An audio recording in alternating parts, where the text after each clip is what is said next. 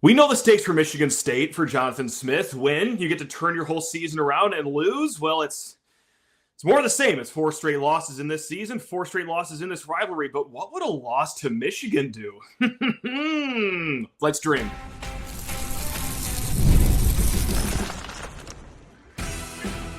You are Locked On Spartans, your daily podcast on the Michigan State Spartans, part of the Locked On Podcast Network, your team every day. Today's episode is brought to you by FanDuel. Right now, new customers can bet just $5, and if your bet wins, you will get $300 in bonus bets to use across the app. Download the app today. Spartan friends, Spartan family, Locked On Spartans listeners, welcome to another edition of a Hate Week episode here. That's right, Paul Bunyan. He's up for grabs on Saturday. We're talking about it right here at Locked On Spartans, your team in green and white every day. Guys, please rate, review, subscribe, and welcome a person that this week I just loathe. I just hate this. I hate this man over here. No, Chris, obviously it's hate week. I get fired up for this game, but man, compared to years past, Michigan State just has so many in-house problems right now that I can't even work my way all the way up to just hating you guys. So allow me to just try to do this really quick. Okay, Chris, you suck. I don't know, man. I'm trying. I'm just trying to find anything I can do to bring myself from a 5 out of 10 to my usual 10 out of 10 on the hate scale. But that's life here in East Lansing. We've got our own problems to deal with. So I know I'm going to upset some Michigan State fans like that, but yeah, it just feels like a different year.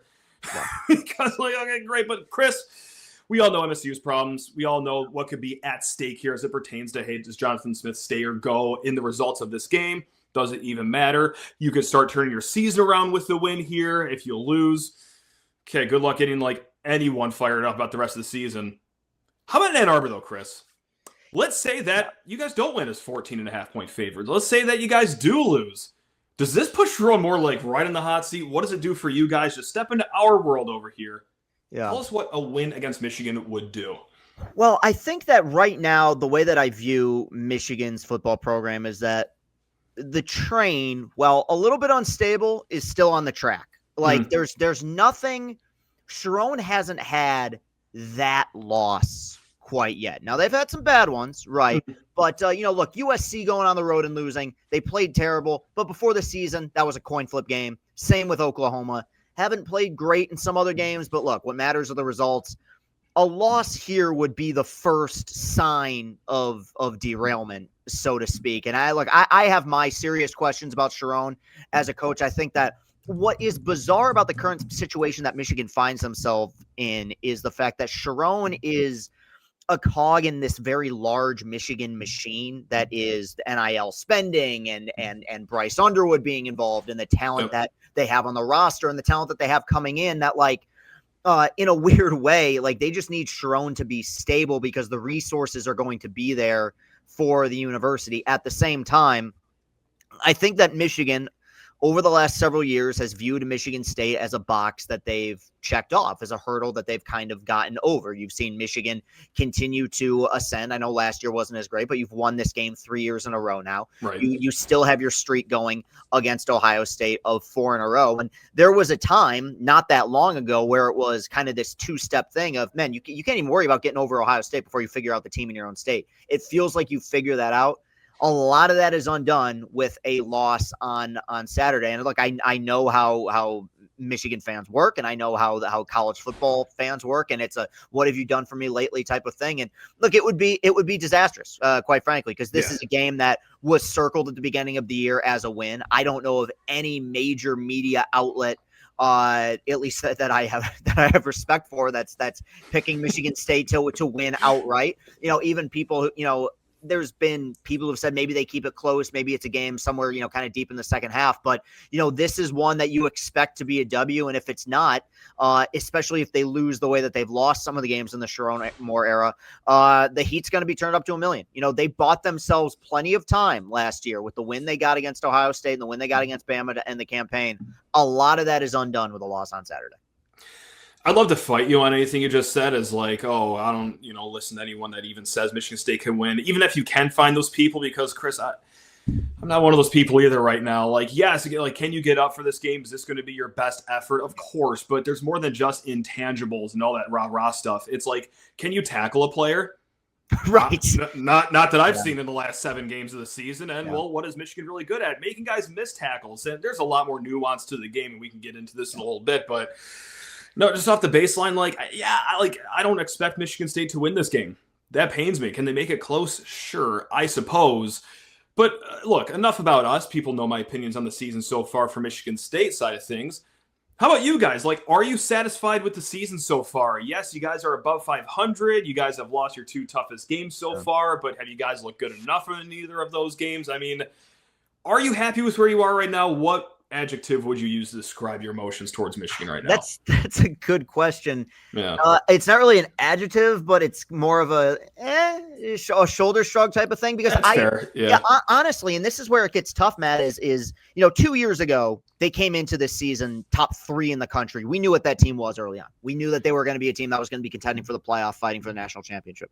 We knew, when they beat USC throwing 30 passing yards, you had a pretty good idea of what that team was, that it was a team that was going to win rock fights. They weren't going to have a quarterback. They weren't going to win pretty. I don't know what this team is yet. And I think part of it is the fact that your starting quarterback is a true freshman. Yeah. Right now, your number 1 target at receiver is a true freshman in Andrew Marsh. Mm-hmm. You've had some injuries. Look, here's the one thing I am certain of. There's a ton of talent here, a ton. And there's NFL talent, whether it's at the running back position with the 1-2 punch that they have, defensively with Barnum or some of these guys who have been, Derek Moore, who've been studs defensively. You can see it. I think that there's individual pieces that are great, but as a whole, I don't know if they've played a great game yet. And I think that there are these little things that to me are indicators often of underwhelming coaching that scare me, and I think make them vulnerable in this game. And I'm sure we'll talk more about it the deeper we get into this, but they do a lot of things that scare you as a fan. A lot of self-inflicted wounds, not always the most disciplined team, trouble getting off the field on third down defensively, whether it be because of penalty or just blown coverages. Like Wink Martindale is the best defensive coordinator in the country on first and second down. I don't know what happens on third. This has been an issue that's gone back over the last few years. A big thing, man. And this is it's such an obvious one, but we're 7 games into this now. This is a team that has had 3 or 4, and I'm being generous there, devastating dropped passes per game.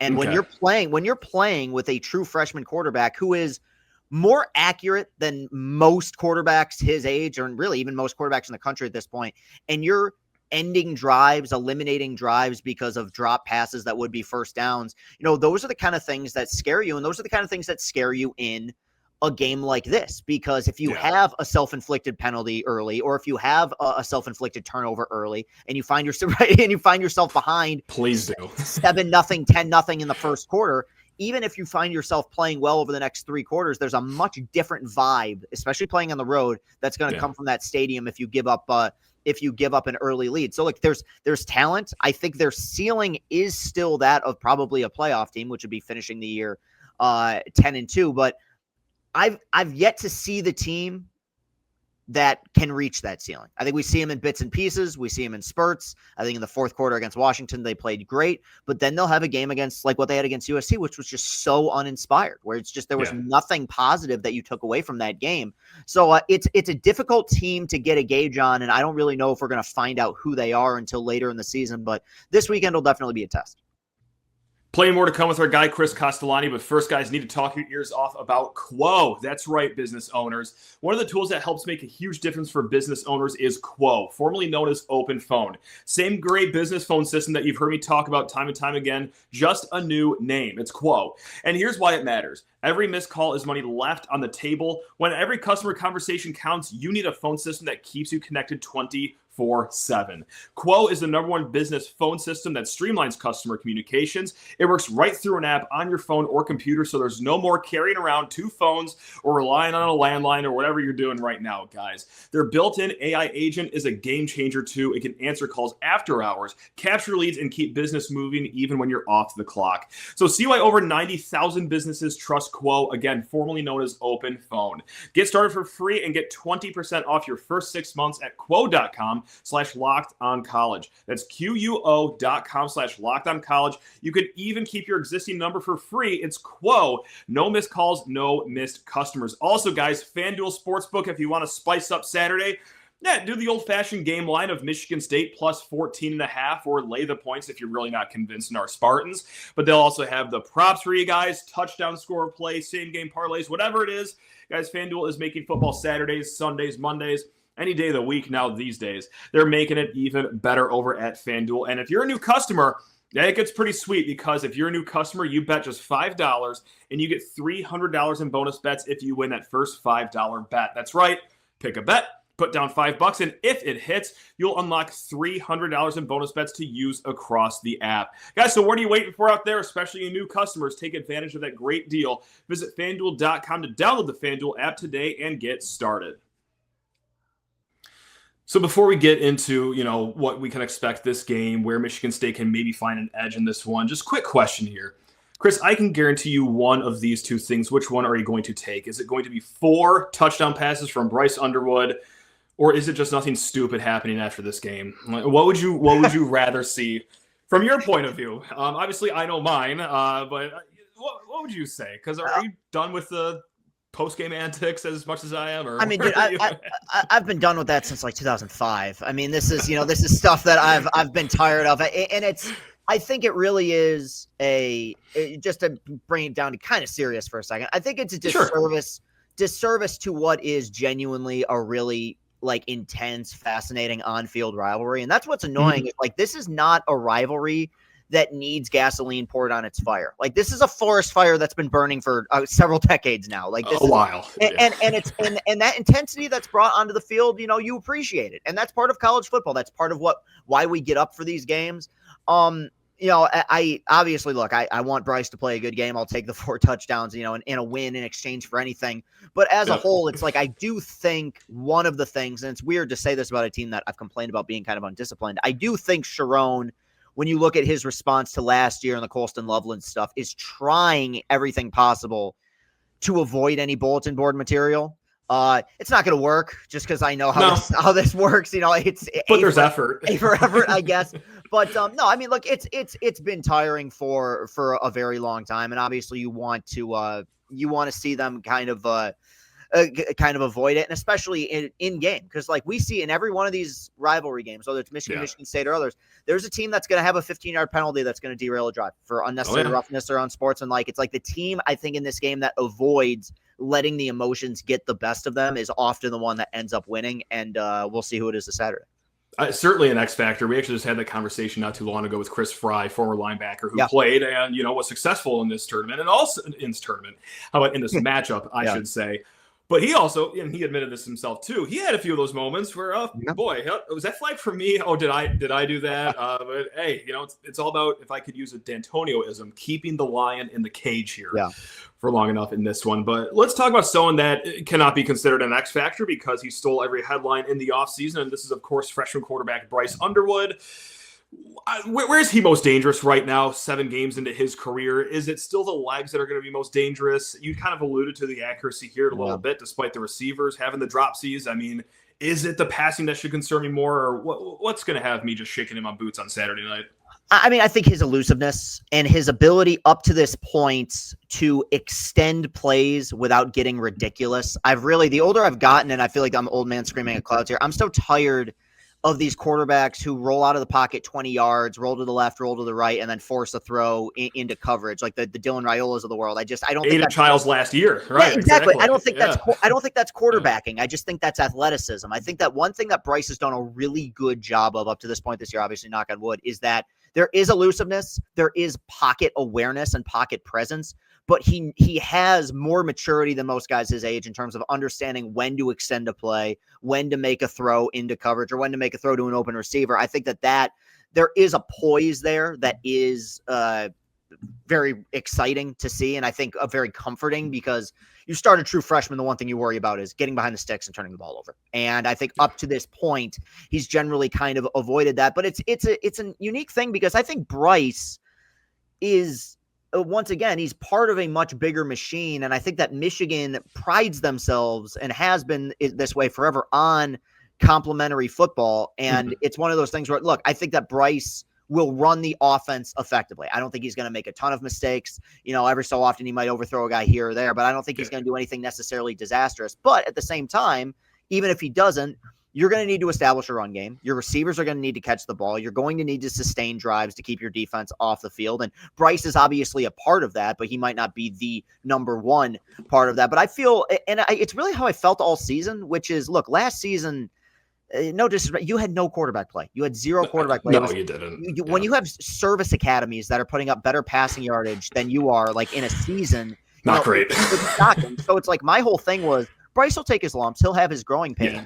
But I just need to see improvements, or sustainability. They have that at that position. Now it's just about making sure the other pieces around him are staying consistent as well. Let's talk about those pieces around him, and no, not like the flashy skill position players. Like, no, we don't do that talk here on Locked On Spartans, because unfortunately for Michigan State fans, we know how important offensive line play is the last few years, for better, or in such often cases, for the worst. And with that, Chris, look, 2 years ago when you guys made that great run, the offensive line was the whole centerpiece around that team, I thought. Yeah. Where are you guys at with offensive line health right now? And that is literally and figuratively, because Evan Link, he's going to be out for a few games. Yeah. That's your starting left tackle. But how has the offensive line been for you guys so far this year? Is it dominant? Is it just above average? Underwhelmed? Where are you at with that? Well, what's weird is, and it's I'm glad you bring that up. I think very often how a Michigan team is performing is indicative of how their offensive line is performing. Yeah, and totally. I think the rest of this team falls in line with this O-line right now, which is there's a lot of inexperience. And Evan Link, being one of your more experienced guys, being out is only going to add to that. I don't think it is it's nearly as good an offensive line as they've had over the last several seasons, especially the heyday of the Harbaugh era. I think they benefit from two things. One, I think the running back room is definitely better than it was a year ago, potentially even better than it's been over the last few years. I mean, you have two RB1s that you can flip out that with good vision and good speed, guys that can get those hard yards and, potentially make your offensive line look a little bit better by turning a 3-yard gain into a 5-yard gain. And secondly, and this is, something we just talked about a second ago, you have a quarterback that's mobile and can really move and has the ability to avoid sacks and get out of the pocket. So I don't feel great about this O-line, and I'm not going to feel great about this O-line against some of the elite defenses that they're going to play. I mean, Lincoln Riley ain't exactly known for being a defensive guru, and their defensive line kind of, got to Michigan throughout that game. So I think the word I would use to describe them right now is stable, but the inexperience is going to shine through at some point. I just don't know when it's going to be. Flipping sides of the ball here, and look, contrary to popular belief, I don't watch every quarter of every Michigan game. I very sparingly watch you guys, but I'm very online, though. Yes. And boy, do I see a lot of tweets. It swings violently from week to week, whether Wink Martindale is one of the best coordinators in all of football, or whether that everyone should put a for sale sign in his front yard immediately, and he is the worst thing that's happened to Michigan football since Rich Rodriguez. What is he? Are you guys happy with your defense? Because I, for the life of me, cannot tell every Saturday if you guys are thrilled with that side of the ball or if you're not. It's a very good defense that I still feel like should be better. And it speaks to those little things I talked about a minute ago. It's you'll have a great start to a series, and it'll be a run play for a loss of 2 and an incomplete pass. And then on 3rd and 12, they'll hit for 15 yards. And you might end up not holding them to points. And look, in the second half against Washington, they played as well as they've played all season. There's a ton of talent here, a ton of legit NFL talent. I think that this is the second year in a row where and having Rod Moore be in and out of the lineup, I think has contributed to this, where your front seven is significantly better than your secondary. And I think that your DNs and your linebackers are really good. Cole Sullivan's had a breakout season. Barnum's had a great season. Derek Moore's had a really good campaign. But there is vulnerability in the passing game if you can find it. And I think that some of the frustrations is that, Wink likes to drop all these, kind of simulated pressures, and then they back out, and you think, okay, well, that's going to lead to, better passing coverage.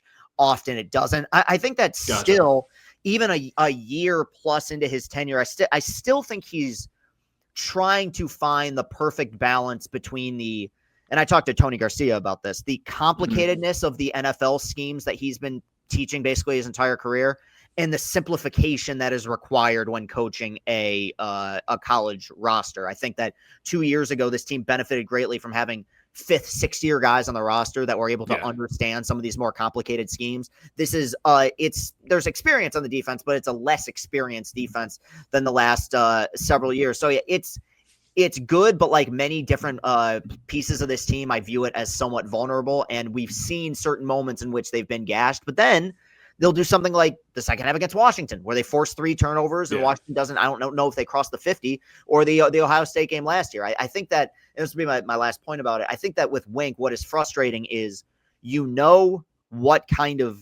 their game plan is, and they're going to stick to it. If that's a good game plan, they're going to play great. Like Ohio State last year, try to bait them into running. Don't let the receivers, beat you in single coverage. That's great, right? But there's certain games like against USC where USC knew we're going to take their pass rush out of the game.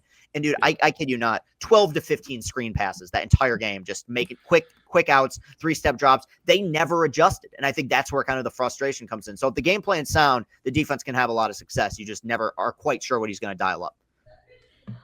Mazda crafts cars for those who do simply more than just move. Mazda delivers confidence with every ride, with more IIHS Top Safety Pick Plus awards than anyone else as of August 2025. From footwork to breathwork, athletes sweat all the details, and Mazda brings the same attention to how they craft every single model, guys. You can make everyday drives feel like anything but ordinary, from smooth handling, intuitive controls, and best of all, with all-wheel drive standard in every crossover SUV, you can drive with confidence through almost every single season, guys. Like our players, we sweat every detail, because when you make every move count, impossible becomes irrelevant. It's Mazda. Move and be moved. Also, look your best for the rest of this football season with Alumni Hall for all things Michigan State gear. Guys, Alumni Hall has the largest selection of officially licensed gear from all the top brands you're looking for. We're talking Nike, we're talking Columbia, Champion, Yeti, New Era, so much more. They have apparel for the entire family, from kids to adults, plus a huge selection of hats, gifts, tailgating gear, whatever you need to make your tailgating setup the best in the parking lot the rest of the season. Yeah, they got it at Alumni Hall. And they're also taking care of the Spartan community. Michigan State students, faculty, as well as military and all first responders, you get 10% off with a valid ID in the store. And on top of all that, go ahead and follow Alumni Hall on social media. Download the Alumni Hall app, because there's even more special offers and deals with those two. So pop into Alumni Hall in the Eastwood Town Center in Lansing, right near the Apple Store, or shop online or through their app. And best part is, for every $150 you spend, you're going to get $10 in Hall cash to use for the next time. So grab the new game day look, upgrade your tailgate, do it all with Alumni Hall, your ultimate Michigan State shopping destination. And what kind of talking heads would we be, Chris, if we didn't do the oldest trope in the book? Score predictions. And this isn't where the show is going to end, because we got a little game here to play. And this is going to be fun for all Michigan State fans, Tiger fans. But right now, let's get down to brass tacks.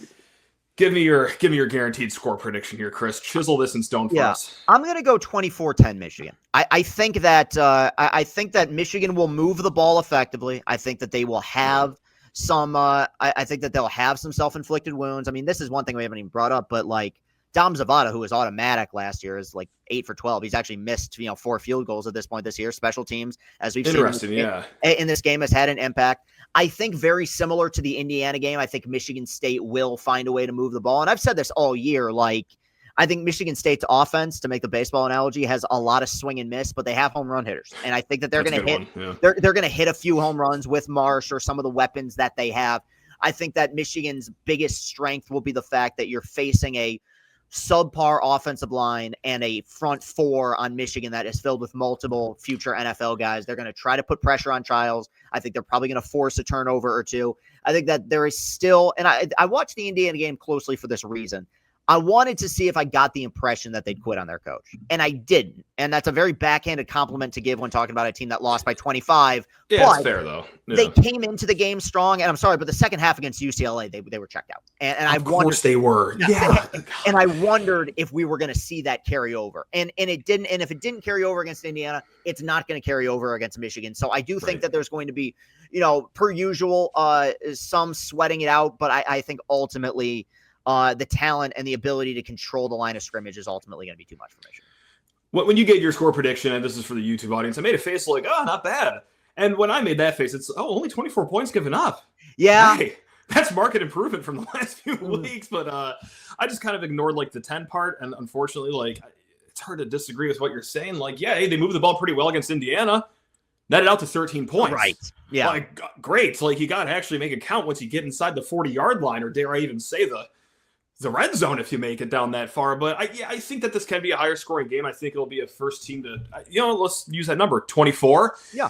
I just fear that Michigan can get up to like the 30s and dare I say the 40. Chris, this team doesn't tackle, man. This team doesn't line up correctly. They don't do anything. Look, and I want to, I'm walking like very, very choppy waters just because like, I want to make it very clear. Michigan State is not good. Like, I've watched them this year. This is as bad a Michigan State defense as I've ever seen. I mean, it's bad. It's so bad. The simplicity, the things we take for granted, like basic tackling or maybe occasionally getting to the quarterback isn't there. But it says more about where I think Michigan is at, which is like, we saw in this game 4 years ago, Michigan have a lot of success. One read option with J.J. McCarthy and Blake Corum, that fumble that led to a K9 touchdown that cost them the game, right? Like, it's you get a mistake like that early, and especially with a freshman quarterback, you never know what you're going to get. It changes the entire vibe of the game, and all of a sudden, you're not thinking about how terrible the tackling is. You're not thinking about how bad the defense is.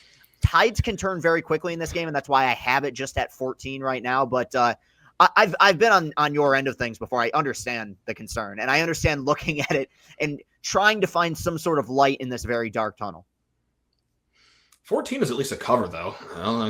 Is it 14 and a half right now? Yeah. Right now, it's moving like every half hour, but like as we're talking right now, it's 14 and a half. And yeah, good teams win, great teams cover. I'm sure it'll be great celebrating a cover, whatever. Look, I know that like there'll be a decent number of Michigan State fans upset that, we're talking this way, and you said, Michigan State's not good, and they're going to be more upset that I agreed with you. But like, I also think the majority is just going to agree with everything. That's honestly, that's where we're at right now. Like, this year, we are very aware of what's going on. This year, the discourse has been different. I mean, I've had, I cut clips on my TikTok from my shows, and I've done quite a few recently, just, being very critical of Jonathan Smith. And even with my allegiances, I've gotten very little pushback. I've gotten very few people being like, man, I think you're dead wrong. At best, I get every so often someone saying we still support him, which, like, of course you do. He's your coach. Sure. I'm rooting for him. I want to see him win this Saturday. In general, people are pretty lockstep with their criticisms right now. Which is no one agrees this heavily on the same thing. You got people agreeing on the internet where nobody agrees. Like, it's one of the craziest phenomenons that we've seen so far in my time doing the show here. And it's deeply unfortunate too. I wish it was about something fun. Now here we are. Speaking of fun, Chris, let's end this thing with a nice little game here. Now, this is going to be a Scott Harris themed game because, as we know, the general manager of your Detroit Tigers, there's nothing he loves more in life than prospects. He loves collecting prospects. So this is a game that we like to call prospect or Paul Bunyan player. Okay. Now, this will either be a prospect in the Tigers system. They're all going to be ranked inside the top 30. I'm not pulling some guy that pitched one inning for the Lakeland Flying Tigers out of here. Like, we're going to keep this at least somewhat gettable here. We did something similar last year where I believe it was Tigers relief pitcher or Paul Bunyan player, and you absolutely wiped the board with that one. So here it is. These will all be players on either side, Michigan or Michigan State, since 2015, or a Tigers prospect player. Are you ready, Chris Castellani? We have 11 names written down. Let's do it. Let's roll. Yeah. Number 1, Jalen Watts Jackson. Is he a Michigan State player? I was kidding. That's okay. I was just saying, man, I might go 11 for 11 if that's all right. Yeah. Number 1, Jude Pedroso. Jude Pedroso. Is he in the Tigers farm system, or did he play in the Paul Bunyan game? I got to go Tigers farm system with that. This is a long snapper for our Michigan State Spartans back in the COVID game 2020. Wow. So not a lot of run, but Chris, 0-for-1. That has that name gives off very like high A-ball middle infielder energy. Right, exactly. Yeah, or like lawn innings eater relief guy that just wrapped up a good season in Erie, so number good 2. Pull. Number 2, Grayson Miller. Again, this is another one. This sounds like a Texas A&M farmhand. So I'm gonna go with Tigers. It's Michigan State safety back in 2018, but distant cousin of Andrew Miller. He's just He also has a good live sidearm delivery. But number 3, River Hamilton. Man, Did he play in the Paul Bunyan game? You're doing a good job with that. You're giving me baseball names. Like, we worked. Yeah. Oh, we put some work into it this year. I don't know. Are you gonna triple up on me? I feel like I would know the name River Hamilton if he was in the Tigers farm system. So I'm gonna go Michigan State here. He is the number 24 ranked prospect. Yeah, he is a right-handed pitcher. And I will say, I plugged all this into random.org. So this is how we made the names. I got a list of 11. We plugged it in. So this is how we got our order here. I'm not trying to do anything diabolical. No, I believe. Going in number 4, Kyle Callis.